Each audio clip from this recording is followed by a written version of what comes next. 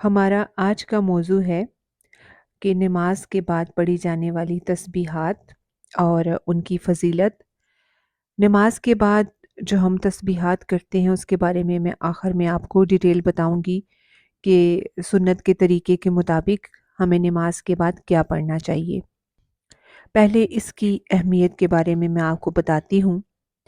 حضرت ابو ہریرہ رضی اللہ تعالیٰ عنہ سے روایت ہے کہ فقراء مہاجرین یعنی کہ غریب مہاجرین جو تھے وہ نبی صلی اللہ علیہ وآلہ وسلم کی خدمت میں حاضر ہوئے اور عرض کی کہ دولت مند لوگ بلند درجے اور ہمیشہ رہنے والی نعمتیں لے گے۔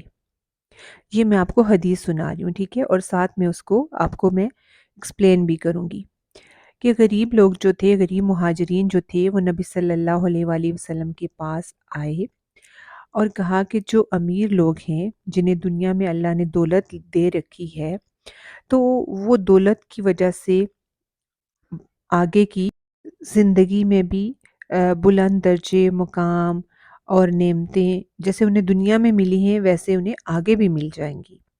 تو آپ صلی اللہ علیہ وآلہ وسلم نے پوچھا کہ وہ کیسے؟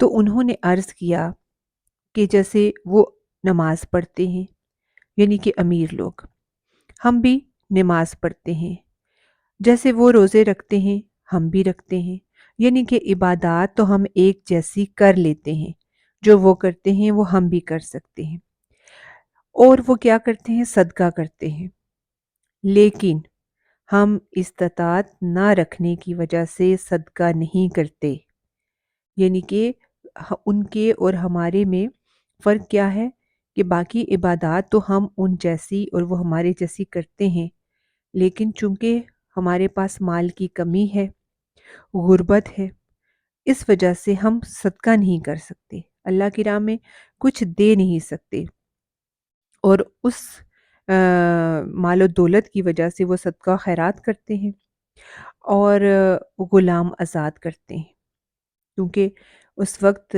غلامی کا رواج بھی تھا، غلامی بھی تھی، غلام بنائے جاتے تھے لوگ جنگوں میں جو قید ہو کر آتے تھے، لیکن اسلام نے غلام آزاد کرنے پر بڑا اجر رکھا تھا، تو امیر لوگ جو تھے وہ پیسوں سے غلام خرید کر پھر انہیں آزاد کرتے تھے، لہٰذا وہ صدقہ خیرات کرنے اور غلام آزاد کرنے سے جو تھے وہ نیکی کے معاملے میں ان غریبوں سے زیادہ فضیلت حاصل کر لیتے تھے، زیادہ ان کے پاس نیکیاں جمع ہو جاتی تھی، صدقہ خیرات سے، غلام آزاد کرنے سے، مال خرچ کرنے سے اللہ کی راہ میں۔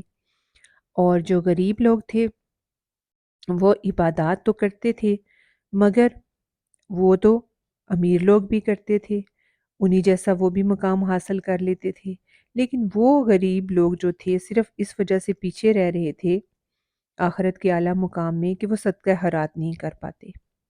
تو یہ بات جب انہوں نے آپ صلی اللہ علیہ وآلہ وسلم سے پوچھی تو آپ نے فرمایا، کیا میں تمہیں ایسی چیز نہ بتلاؤں کہ جس کے ذریعے سے تم اپنے سے آگے بڑھنے والوں کو پالو، یعنی زیادہ اجر کرنے والوں کے ساتھ ہو جاؤ جو امیر لوگ جیسے کر رہے تھے، اور اپنے بعد والوں سے تم بڑھ جاؤ، یعنی کہ جو تم جیسی عبادت نہیں کرتے تم ان سے آگے نکل جاؤ گے اور کوئی تم سے زیادہ فضیلت والا نہ ہوگا، یعنی یہ سب سے بڑی عزت والا عمل میں تمہیں بتاؤں گا، یہ کرنے کے بعد اور دوسری تمام عبادات اور چیزیں کرنے کے بعد تم سب میں زیادہ فضیلت حاصل کر لو گے، مگر وہی جو تمہارے جیسا یہ عمل کرے، یعنی کہ پھر اگر کوئی تمہارے جیسا عمل کرے گا تو اسے بھی یہی فضیلت حاصل ہوگی، یعنی کہ یہ عمل ایسا ہے جسے میں تمہیں بتاؤں گا تو کرنے سے تم زیادہ فضیلت والے لوگوں کے برابر ہو جاؤ گے، جو نہیں کرتے تم ان سے بڑھ جاؤ گے، اور جو تمہارے جیسا کرے گا وہ تمہارے جیسا ہو جائے گا۔ انہوں نے کہا کیوں نہیں، یعنی کہ ہم ضرور کریں گے، آپ ہمیں بتائیں۔ آپ صلی اللہ علیہ وآلہ وسلم نے فرمایا، تم ہر نماز کے بعد 33 مرتبہ سبحان اللہ، 33 मरतबा अल्हम्दुलिल्लाह और 33 मरतबा अल्लाह अकबर पढ़ लिया करो। यानी कि ये अमल हर नमाज के बाद, फ़र्ज़ नमाज जब हम पढ़ लें तो उसके बाद ये तस्बीह करें, सुबहान अल्लाह की, अल्हम्दुलिल्लाह और अल्लाहु अकबर की। और इन तीनों तस्बीहात को 33 मरतबा 33 टाइम पढ़ना है। चुनाचे उन्होंने, उन गरीब मुहाजिरीन ने इस पर अमल शुरू कर दिया।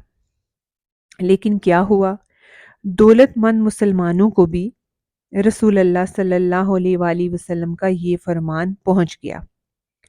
ये जाहिर है कि नबी सल्लल्लाहु अलैहि वसल्लम ने जब मुहाजिरीन को बताया ये अमल, तो बाकी सुनने वालों ने और दूसरों को बताया, तो ये बात जो थी उन अमीर मुसलमान दौलतमंद मुसलमानों को भी पता चल गई। ये इत्तला उन्हें भी पहुंच गई। अब क्या हुआ, तो वो अमीर लोग जो थे, वो दौलतमंद मुसलमान भी इस पर अमल करने लगे।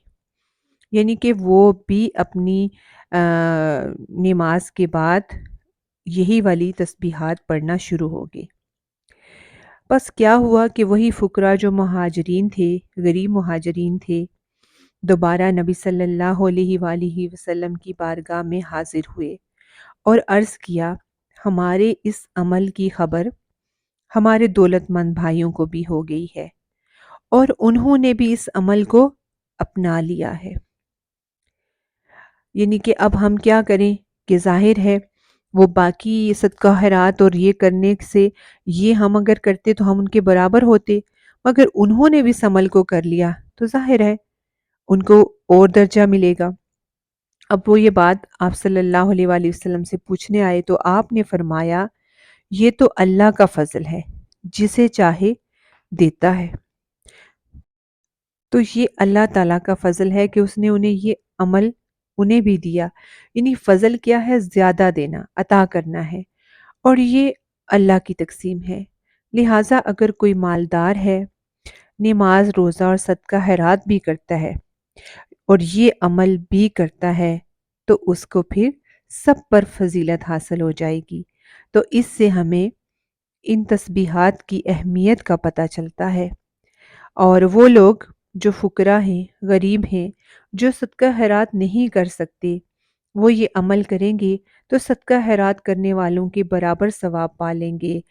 और जो सदका खैरात भी करते हैं, नमाज भी पढ़ते हैं, अल्लाह की इबादत भी करते हैं और ये तस्बीहात वाला अमल भी करते हैं, तो फिर तो उनको अल्लाह का बहुत फ़ज़ल मिलेगा। और इसका तरीका ये है कि हर नमाज के बाद आप सलाम फेरें। जब फ़र्ज़ नमाज पढ़ें, सलाम फेरने के बाद फ़र्ज़ों के ऊंची आवाज़ में एक मरतबा अल्लाहु अकबर कहें और फिर 3 मरतबा अस्तगफिरुल्लाह, अस्तगफिरुल्लाह, अस्तगफिरुल्लाह, और फिर आयतल कुर्सी पढ़ें।